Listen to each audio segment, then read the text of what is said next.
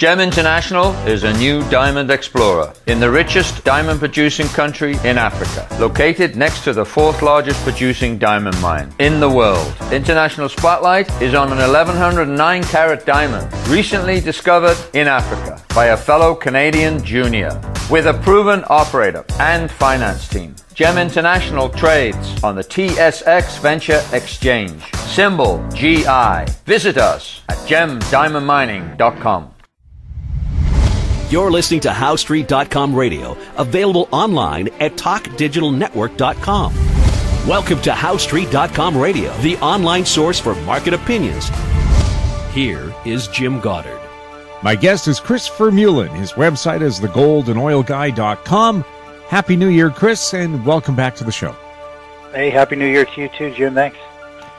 Natural gas prices have taken a dump with a long-range forecast saying the U.S. will have a warmer winter from this point on. What are you seeing?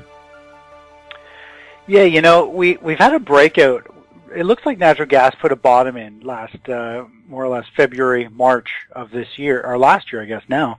And we broke out of that base kind of in October of last year, and we started to move up, and we've had a nice pop in the last couple of weeks, but obviously I think a warmer forecast has definitely put some added down pressure in natural gas. It's down about 10% today alone, going right back down to test the breakout zone. So to me, natural gas is actually in a new bull market. It's in a strong uptrend. It is flirting with some pretty serious resistance zones. And it is normal for it to kind of fluctuate, to have some strong rallies and quickly get sold back down. We'll have to see what kind of selling pressure today has, down 10%. It's testing at short-term support zone. If it continues to sell off, you know, we might see a much deeper correction, bringing natural gas, which is currently trading at $3.35. We could see it go all the way back down to the $2.60 area. So pretty significant pullback. But even if it pulls back that far, natural gas is, in my opinion, is going to be trading sideways to higher in the long run, no matter what. It looks like we put in that major bottom early last year, and now the overall momentum is up. I think the occasional bit of news can definitely affect natural gas prices, but the overall momentum is to the upside. Yeah. Now, of course, yeah, I'm looking at the forecast over the next week, and I just see this big blue blob coming down from the north. It's going to touch places in Texas where they may even get snow. So I guess this forecast is for longer than a week.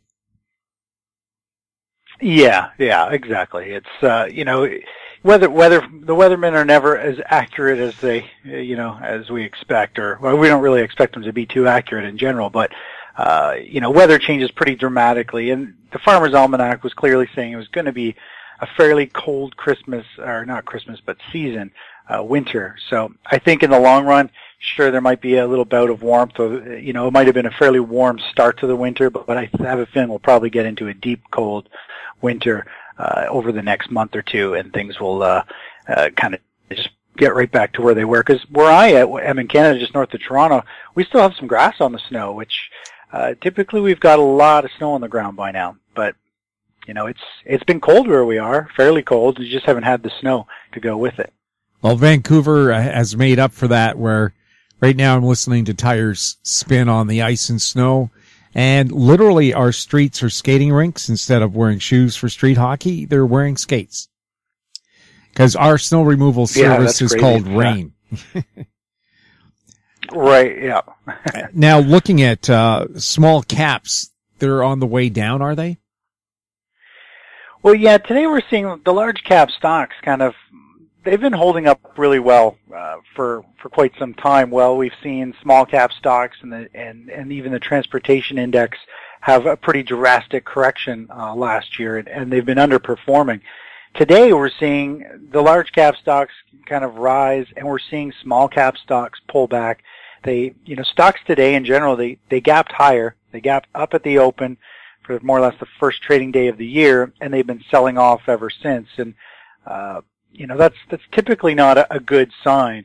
And I wrote about it, and we talked about it a couple of weeks ago, that we could have kind of deja vu of what happened last January, where stocks ended up selling off, having some pretty severe volatility, And we eventually saw gold and silver and mining stocks become the safe haven play for January. So, I think there's a lot of fear of that same thing happening. And with the small cap stocks, as well as the transportation index today, both of those are down. They typically lead the large cap stocks by a couple of days. So the fact that they're underperforming today, we're seeing money flowing pretty heavily into gold, silver, and miners, is kind of indicating that I think a lot of people are also anticipating what I think was where we see weakness in stocks, overall large caps, and money flows into the safe haven like bonds and precious metals. And, we kind of saw that last week in the volatility index. The VIX slowly kept climbing all week, really usually when we have no volatility in the markets, price-wise volatility, and we have light volume, usually the VIX is very low and it fades lower. But we actually saw with almost no trading last week, the VIX continue to climb. And I think that is kind of foreshadowing that people are expecting a sell-off in stocks. So today's gap higher in the S&P 500, all the equities markets, they gapped up to short-term resistance, and everybody kind of just hit the sell button, and they're still hitting the sell button, and it looks like we might even close down near the lows today to fill the gap that we had up this morning. Canadian equities are up for the day. Is it a different swing than the U.S.?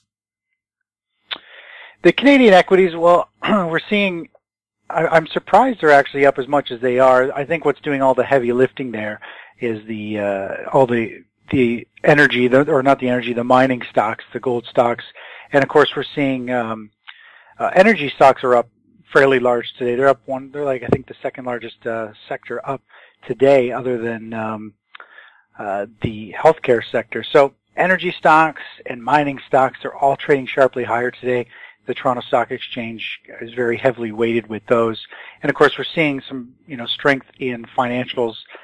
Obviously, rising interest rates are good for banks to a certain extent. Obviously, if rates get too high, it's going to create a massive problem with mortgages and people not being able to service their debt. But at this point, financials, energy, and I think gold stocks today are really helping lift the Canadian market.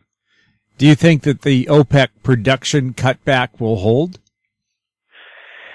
I don't really follow what OPEC does a whole lot. So, I don't know what they're going to do, if they're going to, how that's going to unfold. I don't really pay attention to any of that stuff. That stuff's all manipulated, in my opinion. It's all just stuff that I don't even follow it. To me, it doesn't mean a whole lot. Yeah, some of the news, when they say stuff, it moves the market, but you never really know what they're going to say, and you never know if they're going to follow through on things. So I don't follow news and what these kind of governing bodies are saying or doing, because it's always for their best interest, not anyone else's, and things typically go the opposite direction than kind of what you normally think would unfold.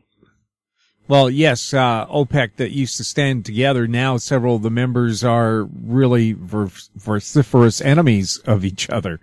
It's kind of hard to keep an agreement together when you can't agree on anything. Yeah.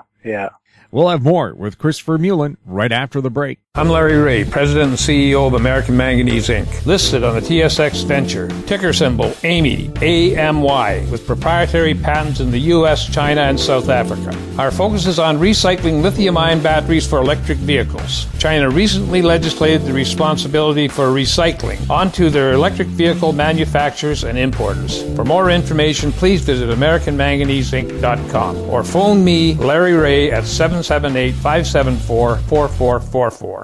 Welcome back. We're speaking with Chris Vermeulen. Chris, how big of a factor is the so-called Trump factor in what's happening in the markets? That's a tough one, really.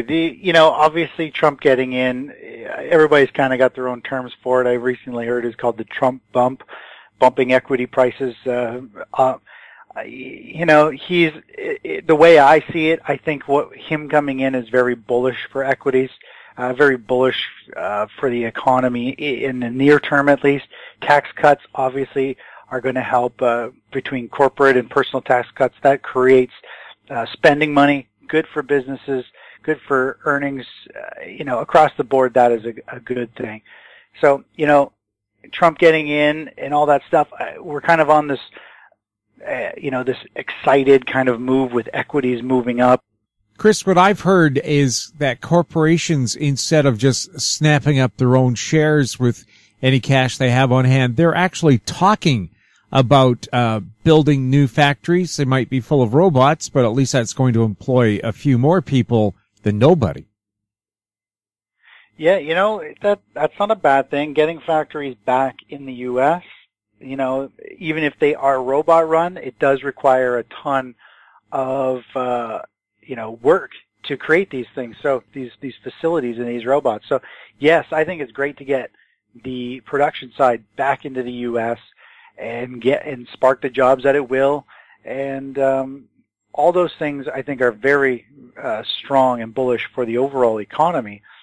And I think Trump is talking about trying to have corporations who keep their money offshore, they can bring it back into America at a small tax rate or something like that. I think he's doing trying to figure something out like that as well, so that we can get the money back over here and they can use that money to build these factories, reinvest, do share buybacks, do all kinds of stuff, which itself will be extremely bullish for the equities market again. So I think all these things are kind of going to start to really become more clear over the next few months as he gets into position. We start to see how things are going to unfold, how quickly they look like they will unfold. So that's why I'm bullish more or less on the equities market till mid this year, at which point I think it'll be a different market to kind of analyze at that point. Do you think we're going to see a market much like last year then, a dip perhaps January, February, and then a strong build-up again towards the end of the year? I think we're going to see more or less a dip here in January, maybe into February as well, and then we're going to see probably a pretty miraculous comeback and see the markets hit new highs going into May, June, at which point I think the markets are going to start to lose their upward momentum. We're going to see them maybe start to churn. We're going to see some maybe higher volume selling and sideways formation in the overall markets. And then I think we're going to start to see the market underperform the second half of the year, and I think it could be a fairly ugly year, the second half of the year for equities. For all we know, though, we could have a beautiful rally into the middle of this year, May, June, July, and then we just see the market correct all the way back down to the price we're at now. So overall, I'm bullish on the market. I feel the second half of the year is going to be bearish, but it may only bring us back down to where we're at now at this point. Warren Buffett said he had $75 billion in cash he was waiting to place somewhere exciting. Have you heard of any placement there? I know he's definitely been pulling together a lot of cash. I'm not sure where he's been where he plans to put his money or anything too new and exciting there at this point. Although he always said he doesn't invest in anything he doesn't understand, so don't expect him to go high tech anytime soon. Right, yeah. I guess he's perhaps happy that Trump wants some of the basics looked after, and that's what Warren Buffett does best. Yeah, Warren Buffett's all about, what's needed on a regular basis. He's all about the infrastructure things, trains, and all that stuff. So I think overall, Buffett will do pretty well with his positions that he's got, because he focuses on stuff that you must have to keep the world going around, more or less, and that's what Trump wants to keep on doing. Improve, the foundation of America, and that's a big part of what Buffett owns. So, Chris, what's your outlook for oil this year? I have a feeling oil's going to do fairly well. It's been in a bear market for a while. It's had a miraculous recovery. Really, it's up, almost 100% from the lows that we saw back at $27 a barrel. It's still flirting with a major basing formation. And it's very similar to that of gold mining stocks. When gold mining stocks typically bottom, you usually see a 50 or 100% kind of rebound in a basing stage between the lows and the top of a basing stage. And that's kind of where miners are right now. It's also where the oil itself is trading. It's at a level here where it's had a strong comeback, but it has yet to really truly break into a new bull market. So it's flirting in this basing zone. It's had a lot of strength recently. It's still pushing higher, but overall, short term, I have a feeling we're going to see a quick pullback back down to the $50 per barrel level. But long term, I am very bullish on crude oil going forward. I think over the next year or two, I do feel as though we'll see it back in the 70s over the next year. But I don't see anything happening right away at this time. I think January, I think we're going to see some weakness in oil. Chris, thank you so much for chatting with us. Hey, always a pleasure, Jim. Thanks for having me on the show. My guest has been Chris Vermeulen. His website is thegoldanoilguy.com. You're listening to HowStreet.com radio. Find us on Twitter at TalkDigitalNet. Our YouTube channel is Talk Digital Network. Questions for the show can be sent to info@HowStreet.com. I'm Jim Gondard. Thanks for listening. Comments made on HowStreet.com radio are an expression of opinion only and should not be construed in any matter whatsoever as recommendations to buy or sell any financial instrument at any time. Available online at TalkDigitalNetwork.com. HowStreet.com radio is a production of HowStreet Media Incorporated.